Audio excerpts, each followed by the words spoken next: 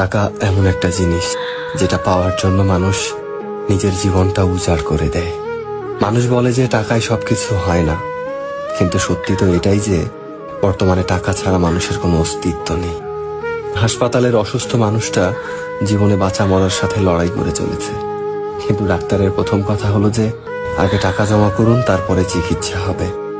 স্কুলে পড়লে টাকা, কলেজে শিক্ষা নিতে গেলেও টাকা, আর চাকরিতে সম্মান টাকার কাছে হার মেনে যায়। কোথাও গেলে টাকাটাই সবার আগে দরকার হয়।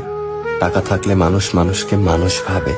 টাকা ছাড়া মানুষটা যতই সৎ সহজ ভালো মানুষ হোক না কেন, সমাজ সে মানুষটাকে অবহেলা করতে শুরু করে।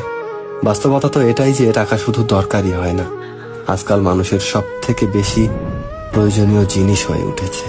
টাকা আছে সেই ঠিক, সেই সব থেকে সম্মানী ব্যক্তি এবং সম্মানের যোগ্য।